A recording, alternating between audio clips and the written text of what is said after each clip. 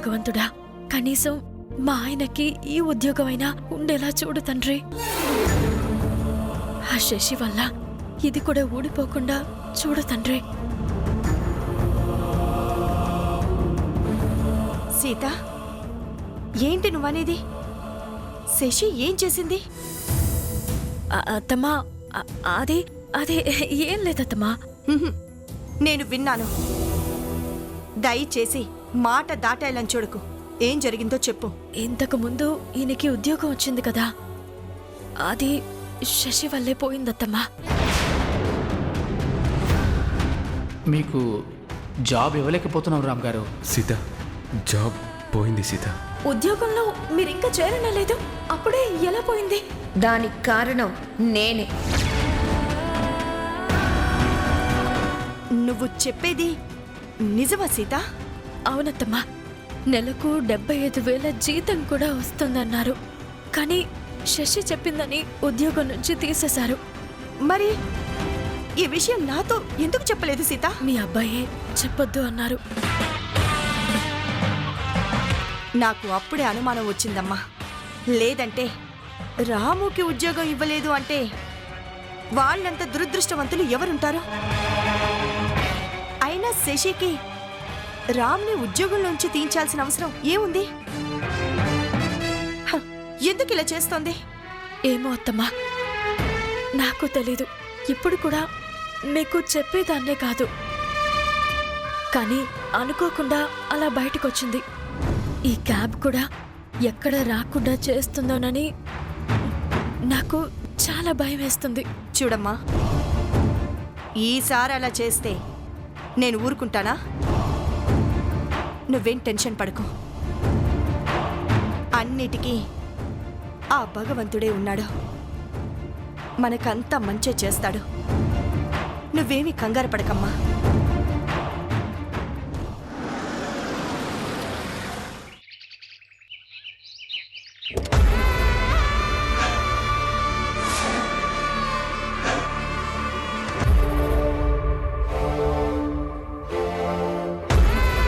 రండి మేడం, రండి.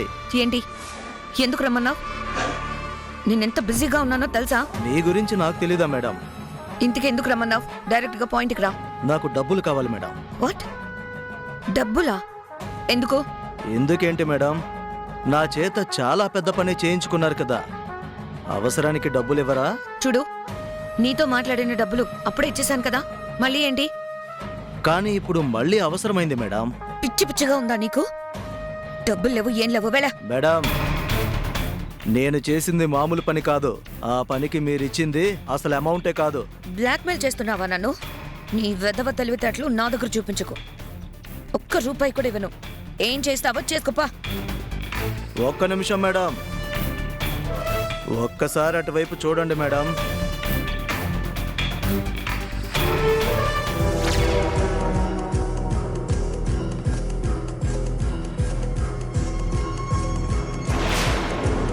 చూశారు కదా, ఇప్పుడు మీరు డబ్బులు ఇవ్వను అంటే వెళ్ళి వాళ్ళని అడుగుతాను. అడగమంటారా? వెళ్ళి అడుగు. చెప్పు తీసుకొని తంతారు.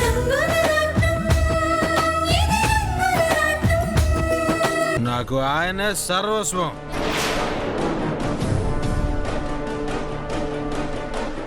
ఆయన పడుకునే నా ముందే మీ ఇష్టం వచ్చినట్టు మాట్లాడుతున్నారా? సారీ మావయ్య, వీళ్ళ తరపున నేను క్షమాపణలు చెప్తున్నాను. బాలు, అసలు ఏం మాట్లాడుతున్నావో నీకు అర్థం అవుతుందా? ఎందుకురా ఇలా చేస్తున్నావు? వద్దన్న పని పదే పదే ఎందుకు చేస్తున్నావు? ఏమన్నావమ్మా? వద్దన్న పని పదే పదే ఎందుకు చేస్తున్నానా? ఒక్క నిమిషం.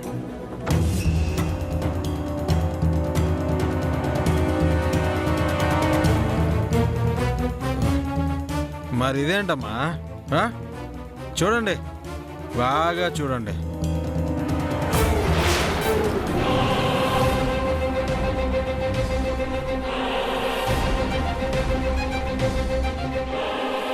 ఏం చేస్తున్నావమ్మా? ఈ మనిషి మంచిది కాదు అని తిట్టి బయటికి గెంటేశాం కదా, మరి నువ్వెందుకు ఆవిడతో తిరుగుతున్నావు?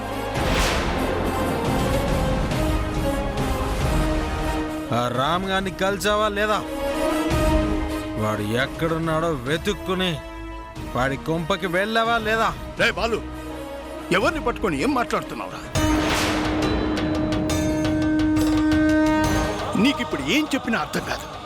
ముందు నువ్వు లోపలికెళ్ళు. లేదో, నేను ఇప్పుడే ఇక్కడే మాట్లాడాలి. నేను తాగొచ్చానని నిలదీశారు కదా, మరి రామ్ గారి దగ్గరికి ఈవిడెందుకు వెళ్ళాలి? నాకు ఈ రోజే తెలియాలి. వెళ్తాన్రా.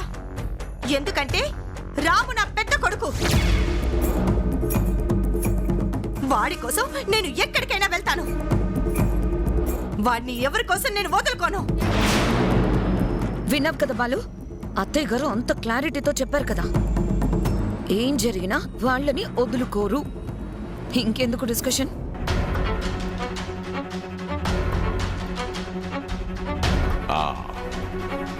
మీ అమ్మగారే ఆ రామ్ని పెద్ద కొడుకు అంటుంటే నువ్వెందుకలుడు అంతలా ఫీల్ అయిపోతున్నావు?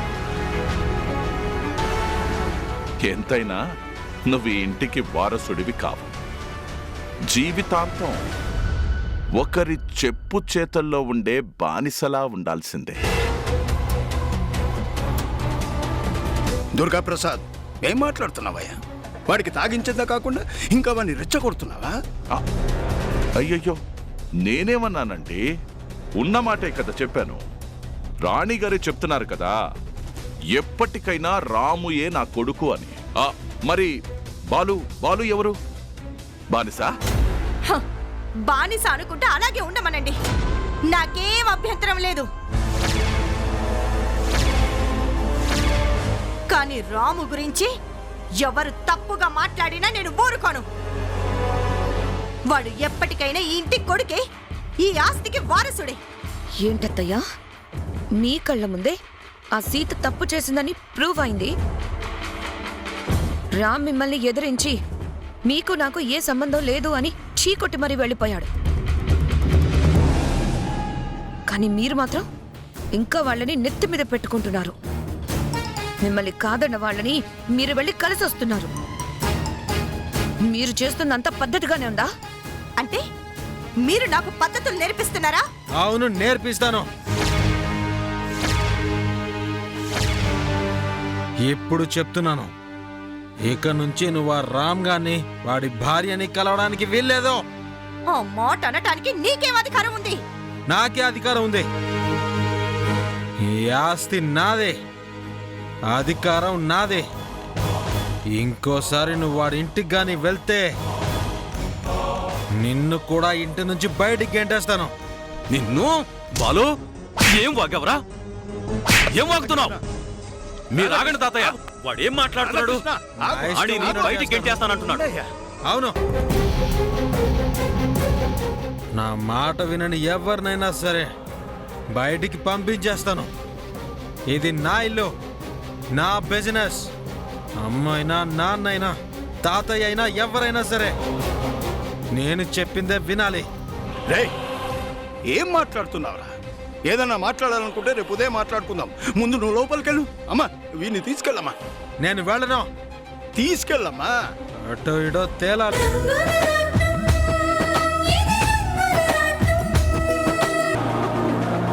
అమ్మా అమూల్య, ఈ ఫోన్ నీ దగ్గర ఉంచుకో. నీకు నేను రోజు ఫోన్ చేస్తాను. ఇక్కడ నీకేం జరిగినా నువ్వు నాతో చెప్పాలి. నువ్వు బాగున్నాను అని అంటేనే ఆ రోజు వీళ్ళకి బాగుంటుంది. నీకే ఇబ్బంది వచ్చినా వెంటనే నాతో చెప్పు. 10 నిమిషాల్లో నీ ముందుంటాను. నువ్వు ఎవ్వరికి భయపడద్దమ్మా.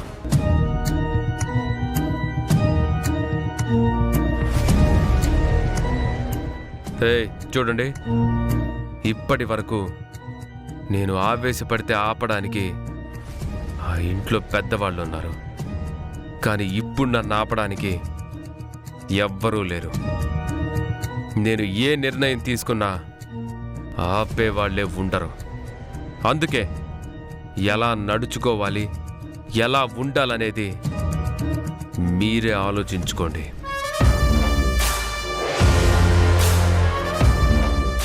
అమ్ము జాగ్రత్త.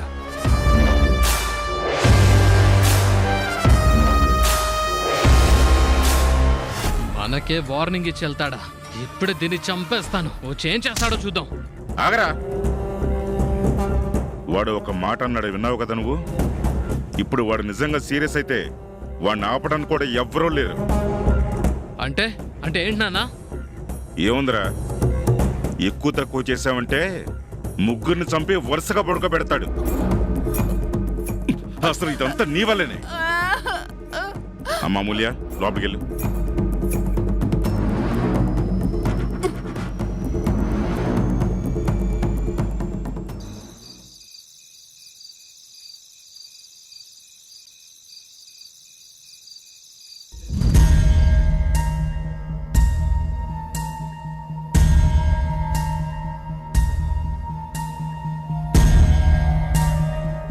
ఏంటి ఇంకా రాలేదు?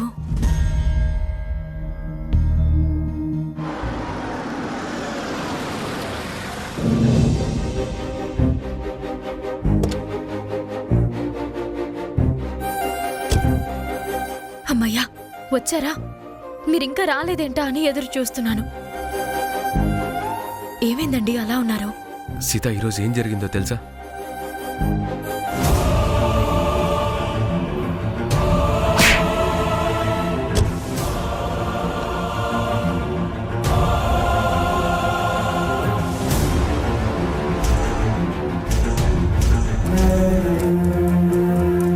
అమ్మో, ఎంత దుర్మార్గం అండి! అసలు మీరు అమ్ములుని సరాసరి ఇక్కడికి తీసుకురాకుండా ఆ ఇంట్లో ఎందుకు దింపారు? వాళ్ళు కక్ష పెట్టుకుని అమ్ములుని ఏదైనా చేస్తే పొరపాటున కూడా అమూల్యం ఒంటి మీద చేయి పడ్డానికి వీల్లేదని వాళ్ళకి వార్నింగ్ ఇచ్చొచ్చాను. కానీ వాళ్ళు మూర్ఖులండి, డబ్బు మనుషులు. డబ్బు కోసమే అమ్ములుని పెళ్లి చేసుకున్నారు. డబ్బు కోసమే తనని రాజ్యరంపాన పెడుతున్నారు. వాళ్ళకి ఎంత ధైర్యం లేకపోతే ఒక ఆడపిల్లని అలా ఊరికి దూరంగా వదిలేసొస్తారా? ఈ సమస్యకి ఏదో ఒక పరిష్కారం చూడాలండి. సీత, ఇప్పుడేమీ మాట్లాడడానికి లేదు. లేదంటే ఈరోజు వాళ్ళ సంగతి తేల్చేవాణ్ణి. ఏమోనండి, నాకింకా భయంగానే ఉంది. అక్కడ ఒకరికి ముగ్గురున్నారు. పాపం అమ్ములు ఒక్కతే ఉంది. వాళ్ళేం చేస్తారో ఏంటో. సీత, ఏమీ జరగదులే. నువ్వొకసారి ఫోన్ చేసి తనతో మాట్లాడు. అమూల్యకి ధైర్యంగా ఉంటుంది. అలాగేనండి.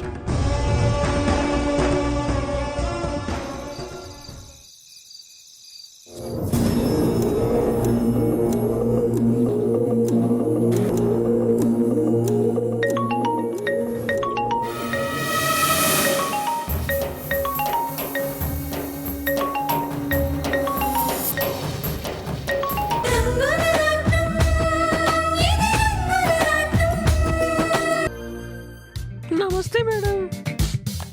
ఏయ్, ఎవరు నువ్వు? ఎవరు కావాలి? నా పేరు ఐశ్వర్య రాయ్. ఏం రాయి? ఐశ్వర్య రాయ్. ఎక్కడికెందుకు వచ్చావు? తులసమ్మ ఈరోజు పనికి రావట్లేదు, నన్ను పంపించింది. నువ్వు తులసమ్మకి ఏమవుతావు? ఆవిడ చెల్లెలి కూతుర్ని. నిన్ననే ముంబై నుంచి వచ్చాను. నీ వాలకం చూస్తుంటే అలాగే ఉంది. ఆ ముసుగెందుకు వేసుకున్నది? అది మా ముంబైలో ఆచారం, ఎవరికి మొహం చూపించకూడదు. అది మగవాళ్ళకి కదా, ఆడవాళ్ళ దగ్గర చూపించచ్చు. ఈ మధ్య ఆడవాళ్ళని కూడా అస్సలు నమ్మలేకపోతున్నామండి. అందుకే నేను అస్సలు ముసుగు తీయను. సరేలే, లోపలికెళ్ళు. టీకే టీకే. వెళ్ళ.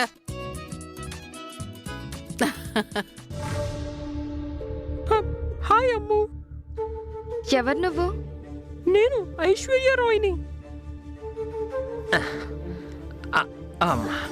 అన్నయ్య, ఈ గెటప్ ఏంటి? గట్టిగా అరవకు, బయట భూతాలున్నాయి, వింటాయి. ఏంటన్నయ్య, ఏంటిదంతా? తులసమ్మ నాకంతా చెప్పిందిలేమ్మా. మీ అత్త ఈ గుంపును తీసుకొచ్చి పెద్ద మెనూ చాట్ ఇచ్చిందంట కదా.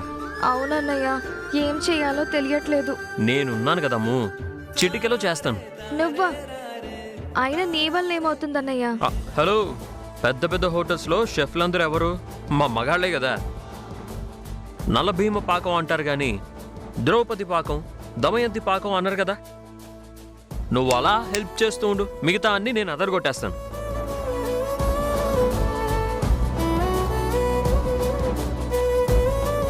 నా ఆట అయిపోయిందే. అప్పుడే నీ ఆట అయిపోయిందా?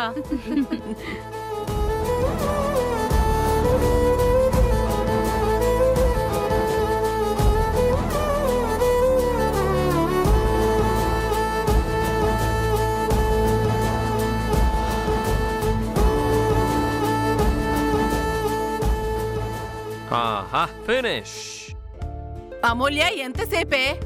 వస్తున్నానత్తయ్య. బంగారం, నేను వాళ్ళకి సర్వ్ చేస్తాను కదా. అన్నయ్య నువ్వేలాగా? అలా కాదమ్మా, ఇలాగా. అమూల్య ఎంతసేపే? వచ్చేస్తుంది. Madam lunch ready madam. ఏయ్, నువ్వొచ్చావేంటి? అదేది? తను వెనకాల వస్తుందిలేండి, ముందు మీరు తినండి. అబ్బా, మా మా ఇదేంటి అలా తొక్కా? కింద చూసుకోలేదు మేడం, సారీ. ఇందాక నా కాళ్ళు కూడా తొక్కావు. అసలు అమ్మాయి తొక్కినట్లేదు, ఆ అబ్బాయి తొక్కినట్టుంది. ఏయ్, అందరికీ వడ్డించు.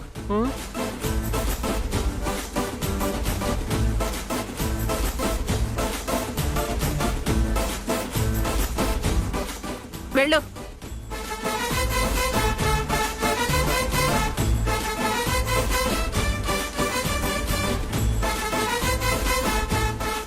తొందరగా వడ్డించు.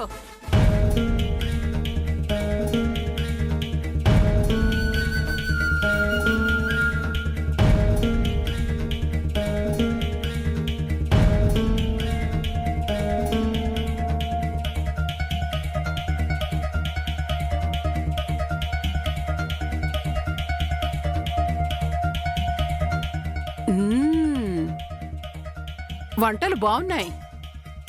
ఎందుకు నువ్వు చేసావా, అమూల్య చేస్తుందా? నేనే ఉండాను అత్తయ్య. బాగున్నాయా?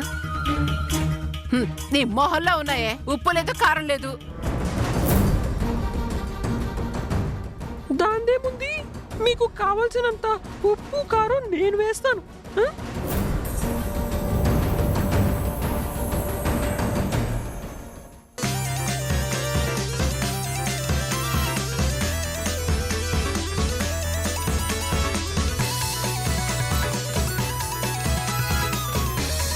వస్తే వస్తే నీకేం పోయే కాలం వచ్చింది? ఏంటి ఇది?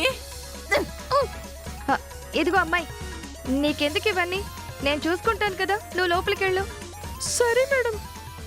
అమ్మా, అమ్మా, అమ్మా, నా కాలు తొక్కేసిందమ్మా. అమ్మో.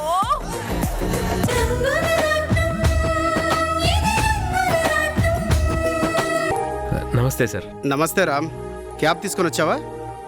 తెచ్చాను సార్. కీస్ ఇవ్వు. ఇవ్వండి సార్.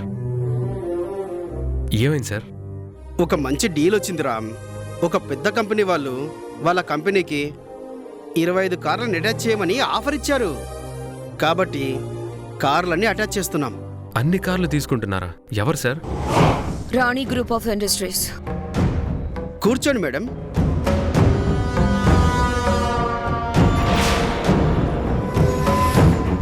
రామ్, ఈ మేడం కార్లన్నీ తీసుకుంటున్నారు. మొత్తం అన్ని కార్లని మా కంపెనీకి అటాచ్ చేయండి. నెల నెల మీ పేమెంట్స్ మీకు వచ్చేస్తాయి.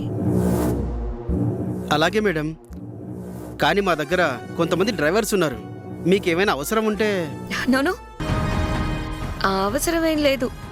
మా దగ్గర చాలా మంది డ్రైవర్స్ ఉన్నారు. అలాగే మేడం. ఇక మీ దగ్గర వేరే కార్లేం లేవు కదా? ఏమీ లేవు మేడం. నార్మల్ కార్లు, ప్రీమియం కార్లు అన్నీ మీకే ఇచ్చేసాం. గుడ్. వెంటనే అన్ని ఫ్యాక్టరీకి పంపించండి.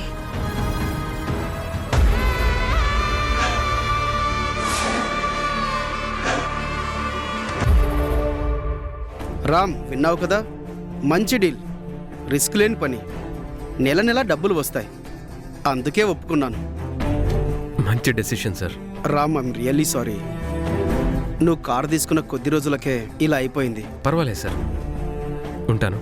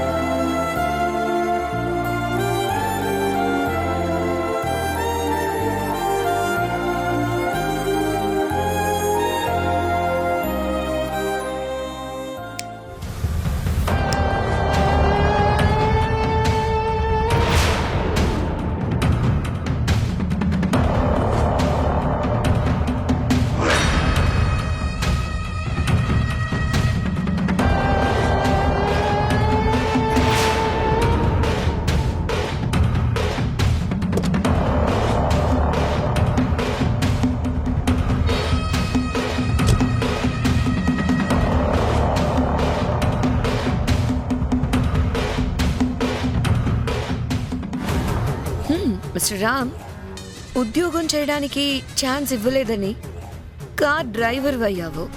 ఇప్పుడు ఇది పోయింది, ఇంకేం చేస్తావు? నువ్వు ఎక్కడికి వెళ్ళినా సరే నేను నిన్ను వెంటాడుతూనే ఉంటాను. చివరికి నిన్ను అడుక్కు తినేలా చేస్తాను. నీ చేతిలో భిక్షం కూడా నేనే వేస్తాను. నేను అడుక్కు తినే రోజున దానం చేయడానికి నీ చేతిలో డబ్బులుండాలని ఖచ్చితంగా కోరుకుంటాను శశి. నా మీద కోపంతో అవసరం లేకపోయినా 25 కార్లు కంపెనీకి అటాచ్ చేశావు. రేపు ఇంకొక చోటికి వెళ్తాను, అక్కడ లేదంటే మరొకటి. ఎంత దూరం వెంట పడతావు? ఎంత దూరమైనా వెనకాలే వస్తాను. అక్కడే నువ్వు పొరపాటు చేసి నిన్ను నువ్వు నాశనం చేసుకుంటున్నావు. నన్నేదో చేద్దాం అనుకుని చివరికి నువ్వే అడుక్కు తినే పొజిషన్కి వస్తావేమో. చేతకాక ఏం చేయాలో తెలియక ఆ బాధని కవర్ చేసుకోవడానికి మాట్లాడుతున్నావు కదా? లేదు, ఉన్న నిజమే చెప్తున్నాను. నేను ప్రవహించే నది లాంటి వాణ్ణి. నన్ను నా దారినే పోనివ్వాలి. నన్ను ఎవడైనా ఎక్కడైనా ఎంతో కాలం ఆపలేడు. ఆపితే డ్యాముల్ని కూడా బద్దలు కొట్టుకొని వెళ్ళిపోతాను. ఆత్మవిశ్వాసం ఉన్నవాడు ఎడారిలో ఇసుకని కూడా అమ్ముకొని బ్రతకగలడు.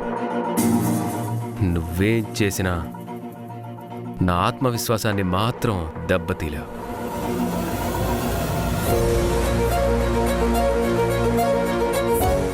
నువ్వు నన్నేదో చేద్దామని ఇలా అవసరం లేని ఖర్చులు పెట్టి బిజినెస్ దెబ్బతీకు. రేపు మళ్ళీ దాన్ని దారిలో పెట్టాలంటే నేనే రావాల్సి వస్తుంది.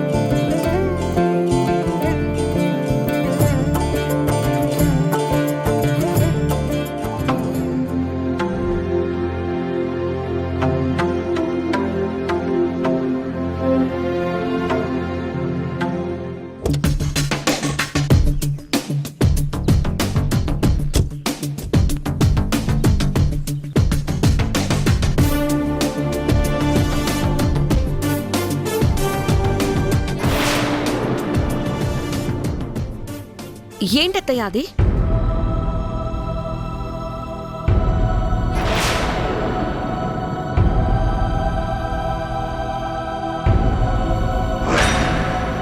నగల బాక్సు. ఆ నగలు బయటకెందుకు తీశారు? ఇవి ఎక్కడికి చేరాలో అక్కడికి చేరాలని తీశాను. అంటే ఎక్కడికి చేర్చాలని మీ ఉద్దేశం అత్తయ్య? ఇవి సీత నగలు. సీతకి ఇవ్వాలని తీసుకున్నాను. అంటే దొంగతనంగా తీసుకెళ్తున్నావా అమ్మా?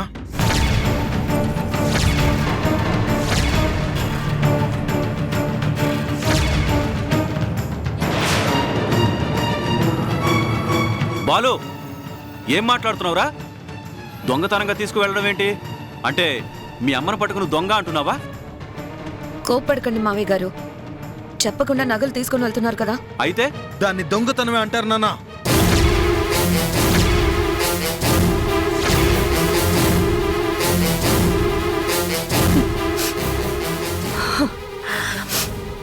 నీ సొమ్ము నీకు తెలియకుండా తీసుకుని వెళ్తే దాన్ని దొంగతనం అంటారు. కానీ నీది కాని సొమ్మును తీసుకొని అసలు వాళ్ళకివ్వటం దొంగతనం అని అనరు, న్యాయం అంటారు.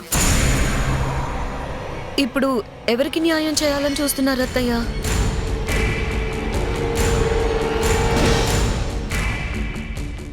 ఇవి సీత నగలు. తన నగల్ని తనకు అప్పగించాలి. అదే న్యాయం అనిపించి తీసుకెళ్తున్నాను. ఓహో అలాగా. అంటే సీతక్క పుట్టింటి నుంచి వస్తూ తనతో పాటు ఈ నగలు కూడా తెచ్చుకుందా అత్తయ్య? నాకు తెలిసి తను కట్టుబట్టలతో ఇక్కడికి వచ్చినట్టు గుర్తు. వాళ్ళ నాన్నగారికి కనీసం కూతురికి పెళ్లి చేసే స్తోమత కూడా లేదు. అలాంటిది మరి నగలు పెట్టేంత స్తోమత ఎక్కడి నుంచి వచ్చింది అత్తయ్య? ఇవి వాళ్ళ నాన్న పెట్టిన నగలు కాదు, నేను నా కోడలికి పెట్టిన నగలు. ఓహో ఇప్పుడు అర్థమైందబ్బాలు. అవి మీ అమ్మగారు సీతకి పెట్టిన నగలు. అంటే అవి ఈ ఇంటికి సంబంధించిన నగలే. మనం మంచి వాళ్ళం కాదు, ఈ ఇంటికి మాకు ఎటువంటి సంబంధం లేదని ఆ రామ్ సీత వెళ్ళిపోయారు కదా. మరి అలాంటప్పుడు ఈ నగలు వాళ్ళకెందుకు ఇవ్వాలి? ఇవి మీ అమ్మ సీతకు బహుమానంగా ఇచ్చిన నగలు. అవి సీతకు సొంతం. అలాంటప్పుడు ఈ నగలు ఇక్కడెందుకు? ఏంటి మావయ్య గారు మీరు అలాగే మాట్లాడితే ఎలా? మనల్ని వద్దని వెళ్ళిపోయిన వాళ్ళకి మన ఆస్తులతో, నగలతో, డబ్బుతో సంబంధం ఏముంది? వాళ్ళు చాలా కష్టంలో ఉన్నారు. కొంతమంది పని కట్టుకొని వాళ్ళ నోటి దగ్గర తిండి కూడా లాగేస్తున్నారు. ఇలాంటి సమయంలో ఇవి వాళ్ళకి ఉపయోగపడతాయి. వాళ్ళు ఎలా చేస్తే మాత్రం నీకెందుకు? అసలు ఆ రామ్ నీకు పుట్టలేదు, తనకి ఇంటికి ఎటువంటి సంబంధం లేదు. అలాంటప్పుడు ఈ దాన ధర్మాలేంటి? బాలు, అమ్మా ఇక నుంచైనా ఇలాంటి పనులు మానుకో. నేనింకా ఓపికతో ఉన్నాను కాబట్టే నిన్నేమీ అనలేకపోతున్నాను. లేదంటే నువ్వు చేసిన పనికి